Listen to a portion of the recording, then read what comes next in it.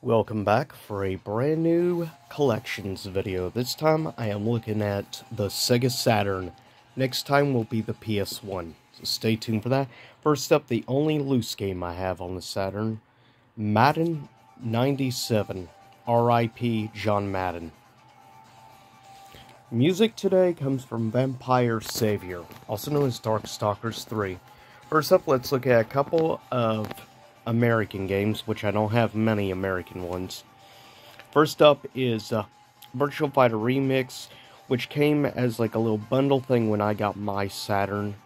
The one I got had Remix and as well as Virtua Fighter 2, and of course the cardboard sleeve. Both superb great games. Arguably, if you are going to play the original, Virtua Fighter Remix is the definitive way to play the first game. And then you have Virtua Fighter 2, which by many people's opinions to this day remains the best game of the series. But that is a bit more up for debate. But one great thing about the Saturn is it is great for fighting game fans and collectors.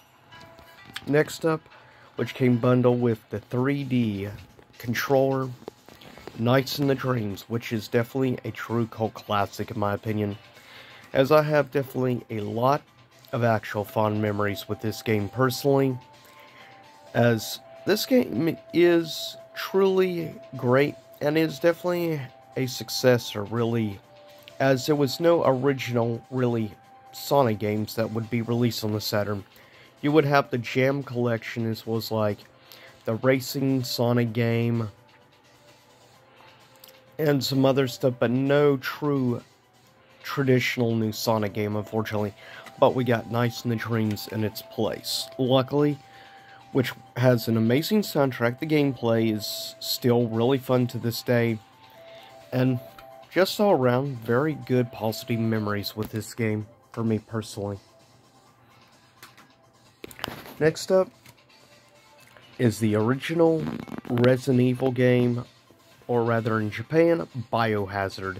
Now, fun fact, the Japanese version on the Saturn is the only way you can play this version of the game, which is 100% uncensored, as the complete uncensored version of this game would never get released here in the West for some odd reason, and nor would it ever get, even in Japan, a uncensored version on the PS1, weirdly enough. It would only be a Japanese release and only on the Saturn. If you want a full uncensored, now just so you know, all text in the game is in Japanese, but all the bad voice work and stuff is all English. That's why it wasn't great voice actors, because they chose what English voice actors they could find in Japan at the time when they made this game. So yeah, it's actually interesting. All written stuff is all in Japanese, while the audio itself is all in English. Next up, also, of course, obviously Japanese release, and I like the side artwork better on the Japanese version Saturn. But, yeah, next we have Panzer Dragoon 2 Zwei, which is a great game. In quite a few people's opinions, it's the best Panzer Dragoon game. Personally, of the traditional games, I go back and forth between Panzer Dragoon 1 and Panzer Dragoon Orta on the original Xbox, if you're talking the traditional games. Next up, we have one of really a 3-part series on the Japanese, though it would only get part 1 would be released here in the West. Now this is part 3, but I love this cover art personally. The whole anime aesthetic and look to it definitely gives off like a classic, like you're in for a fantasy adventure feel that it gives off. But if you want the American version of Shining Force, prepare to shell out. Next up, we have, known in Japan as Panzer Dragoon RPG, though in the West, of course, it would be called Panzer Dragoon Saga. And I personally really like this artwork. I think this is easily, of the versions covers This is by far the best version. Just my opinion, but I love just the colors used and everything. But unfortunately, you can't really play this game unless you read Japanese, unfortunately. Still, when I picked it up originally, I got this for like $20, so yeah, I was willing to pick it up just because the price was very reasonable. Next up, a very interesting game in the Virtua Fighter series called Virtua Fighter Kids. Basically, it's just like kid versions with just like big head mode. And that's really all it is. But still, I like it for just the funny stuff. And surprisingly, it's actually a pretty solid overall fighting game in its own right. That I have to recommend, honestly. If you have a Saturn or something and have a chance, try out Virtua Fighter Kids. It is a great Virtua Fighter and great overall 3D fighting game experience, especially given the game still plays surprisingly well to this day. Next up is the Japanese version of course, Virtua Fighter 2, which you can actually still get this very affordable to this day. A lot of the Virtua Fighter games are pretty reasonably priced, surprisingly.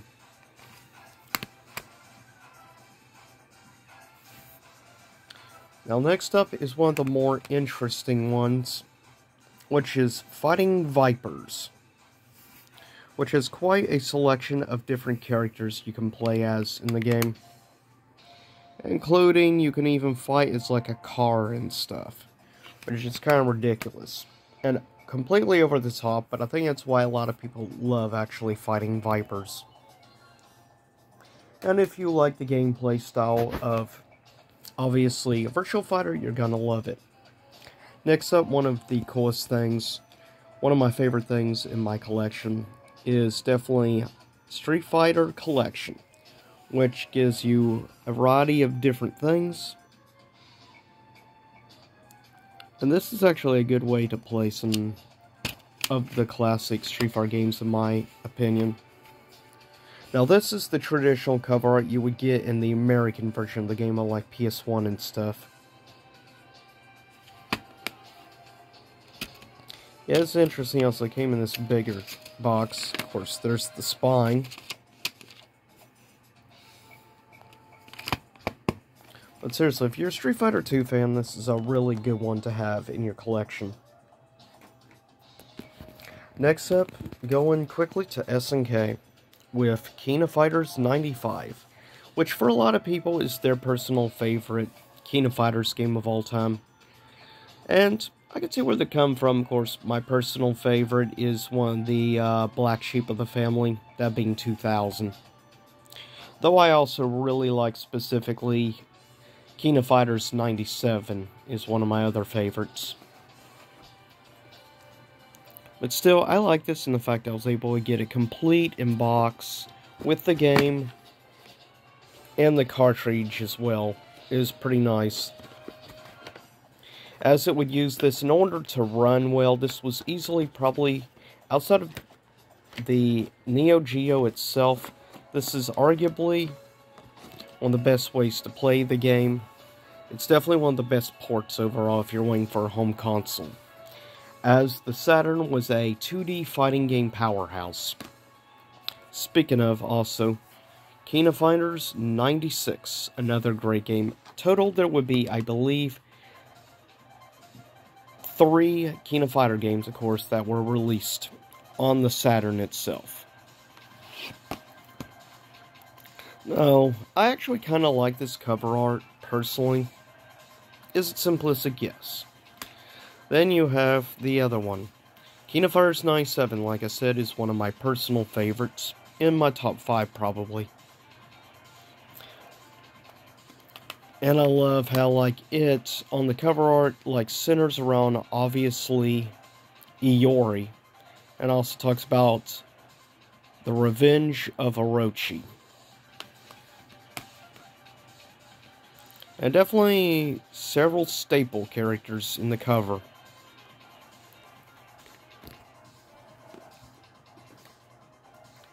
Next up, in my probably top 3 favorite Samurai Showdown games of all time, as this would be the first, only I believe the second Samurai Showdown game I would ever play, though this would be the first one I actually ever owned. Samurai Showdown 4.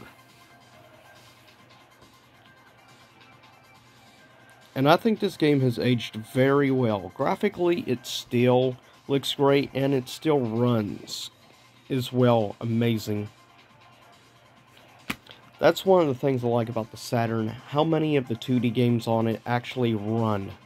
To this day, still run very good, and the sprites are nice and crisp. Next up, I think one of the most criminally underrated 2D fighting games from Capcom, Cyberbots, Full Metal Madness. Great game in the fact you could unlock with cheat codes and stuff a giant, basically a giant mech like Gundam version of Akuma, which is awesome in its own right. And by the way, this would be the game where actually Jin would make his debut from Marvel vs. Capcom 1 and 2. This is where he debuted, which is awesome. Next up, go to another classic Capcom game with Marvel's superheroes. And I love how the dead center, and by the way, I love the cover art here. Seeing in the background characters like Psylocke, obviously Blackheart, Spider-Man, Magneto, Hulk, Iron Man, which is partially behind the logo, but I love how also Captain America is front and center.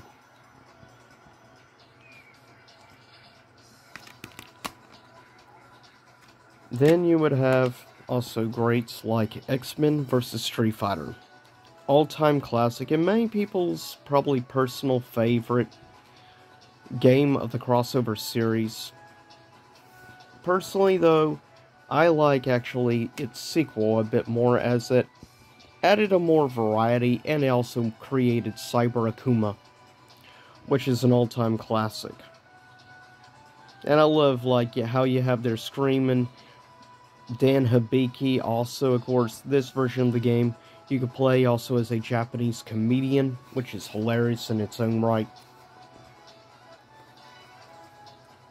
Second to last of the jewel cases, Vampire Hunter, also known as Night Warriors, Darkstalker's Revenge, with, of course, the front and center being Donovan, as this was his debut to the series.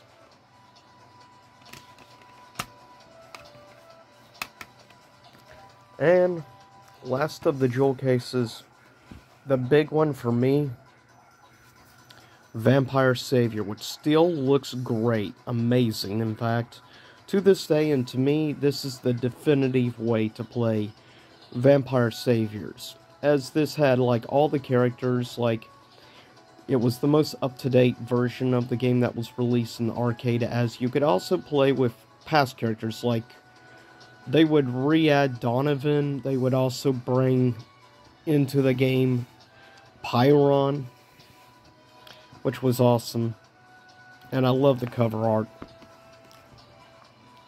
And speaking of Pyron, right there.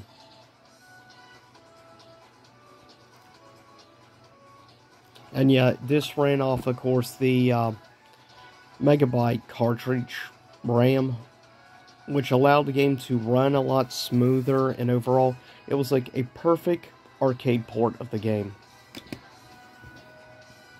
Now, quickly, sadly, I only got originally the game itself, so I had to buy, sadly, a cheap case to put the game in. I'm hoping to find a authentic, like, empty case to buy on eBay for a reasonable price, but that's easier said than done.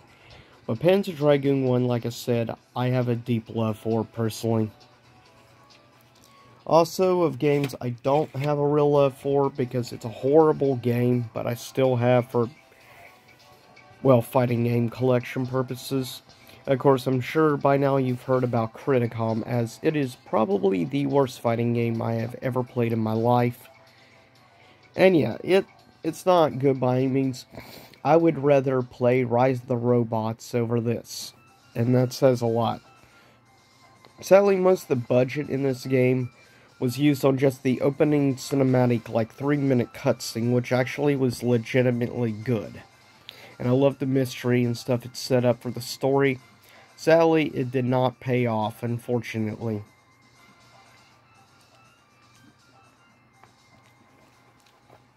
You had unlockables and everything like many fun games of the time period.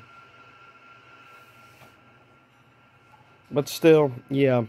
Now, if you can find this game super cheap, sure, by any means, go ahead. Now, the fun fact is, by the way, if you are going to play Criticom, just know, actually, the Saturn version actually does play a little better than the PS1 version, but that's not saying a lot. Next up, we have one of my guilty pleasures. Street Fighter, the movie, the game, with digitized graphics like, of course, Mortal Kombat, and good old Raul Julia as Bison. And even though this game is not good by any means, I still have a weird love-hate relationship with this game. I love it for its cheesiness, just like the movie. And Jean-Claude Van Damme is hilarious as Guile. I can't get over it. And this is a game I will probably never get rid of. That's how much I actually like this game. Just for the pure cheese of it all. Also, definitely a lot of cheese with the story cutscenes and stuff is a somewhat improved version of Bowrian to Shinden 1 with Bowrian to Shinden Remix. Which would add, like, actual interaction, voice work and stuff, but that's not great voice work, unfortunately, for this game.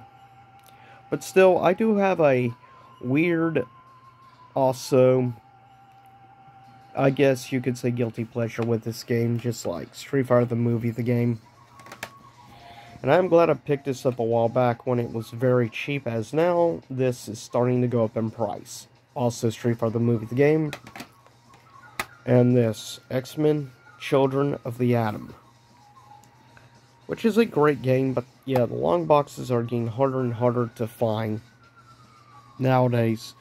I think when I got this from a retro convention several years back, I believe I found it for like $25 at the time, which I'm glad I did.